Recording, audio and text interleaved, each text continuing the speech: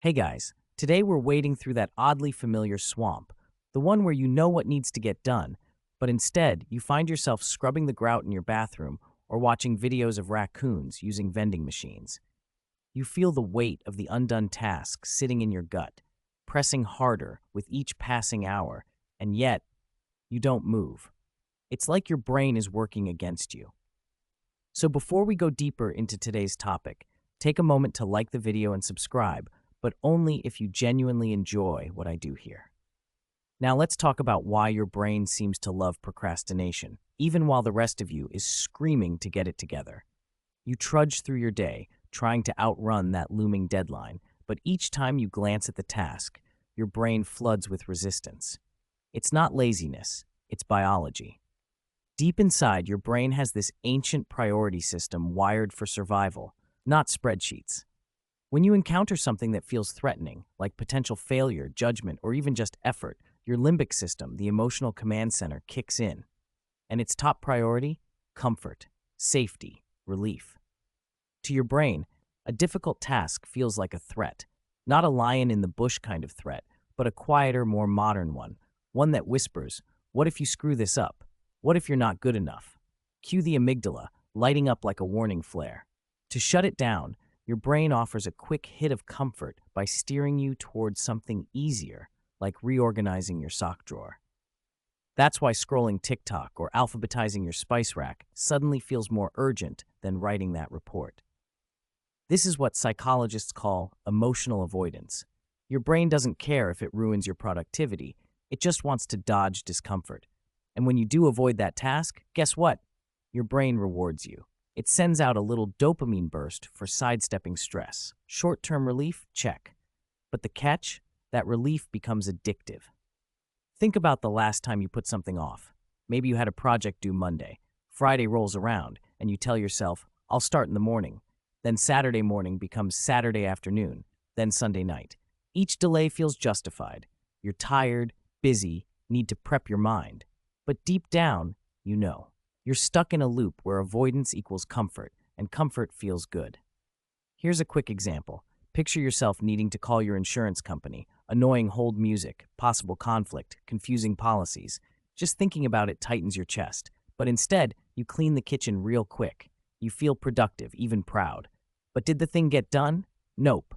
Your brain just tricked you into a false win.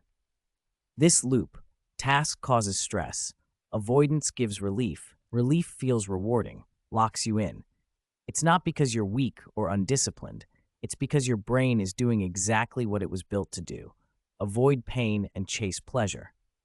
The problem is, your ancient wiring doesn't understand that long-term success often requires short-term discomfort. It just wants you to feel okay right now. And if you've ever beaten yourself up for procrastinating, here's something else. That guilt adds more emotional weight to the task. So next time, the dread is even stronger. It becomes a feedback loop.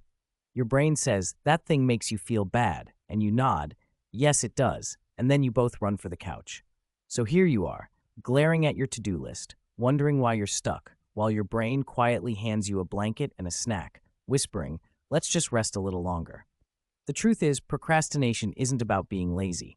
It's your brain making a trade. Comfort now, consequences later. But those consequences don't register in the moment. Your present self makes the call, and your future self gets the bill. Remember that false win your brain served up when you cleaned the kitchen instead of making that call? That wasn't random. It's part of a trick your brain plays using your sense of time and a deeply addictive reward system. You don't just put things off, you believe you have more time than you actually do. And that belief? It's built on illusion. Your brain is weird about time. It doesn't experience it like a straight line. It's more like a funhouse mirror, stretching some moments, compressing others. That task you were supposed to start today? Your brain tosses it down a mental hallway labeled later, which feels spacious and safe. But later doesn't really exist. When later becomes now, your brain panics. That's when you hear yourself muttering, "How is it already Thursday?" This warped time perception is called temporal discounting. Your brain discounts the importance of future rewards or consequences because they're not immediate. A finished thesis later just isn't as tempting as 5 more minutes of social media now. Your brain weighs those options like this: a guaranteed dopamine hit today versus a vague, delayed reward that might not even feel good when it arrives. Guess which one wins? Speaking of dopamine, your brain's pleasure chemical, it's not just released when you do something rewarding. It's released in anticipation of something rewarding. That means you're wired to chase the thing that promises a hit, not necessarily the thing that's valuable. Watching one episode becomes four because your brain's already lighting up before you press play. And social media, gaming, online shopping, they're dopamine slot machines, engineered to make you feel just enough gratification to keep you coming back. Meanwhile, your actual goals, finishing your resume, editing that video, learning that new skill, those tasks offer slower, less predictable rewards. Your brain sees them and shrugs, meh, maybe later. Let's say you need to prepare a presentation for next week. On paper, you have 7 full days, but your brain doesn't process a week logically. It breaks time into 2 categories, now and not now. If it's not now, it gets no urgency. And when you do try to start early, your brain complains, but there's no pressure yet.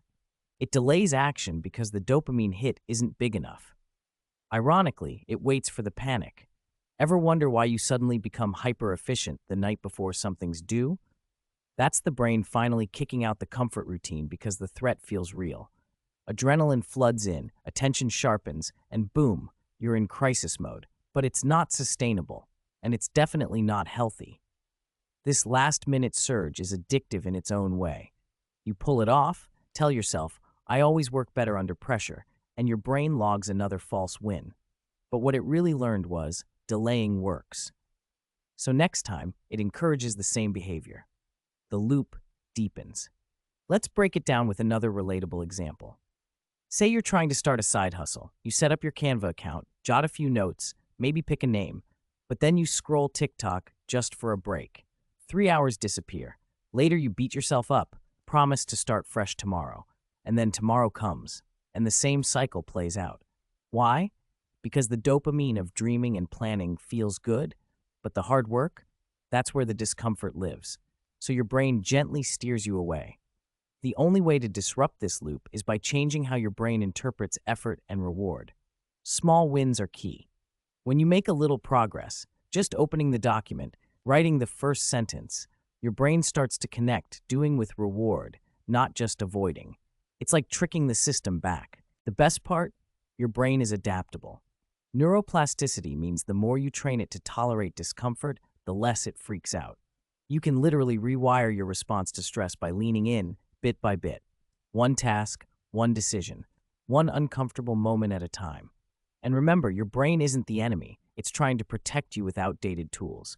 You're not lazy, broken, or undisciplined. You're just caught in a beautifully engineered trap that rewards you for staying still. But once you understand the trap, you can climb out. A word of encouragement, you are not alone in this. Everyone, from students to CEOs, struggles with the pull of procrastination. What matters isn't how many times you've delayed, but how many times you choose to start again. Even small steps count. As the saying goes, you don't have to be great to start, but you have to start to be great. And Mark Twain once put it perfectly, the secret of getting ahead is getting started. Your brain might fight you at first, but with awareness, patience, and consistency, it can learn to work with you, not against you.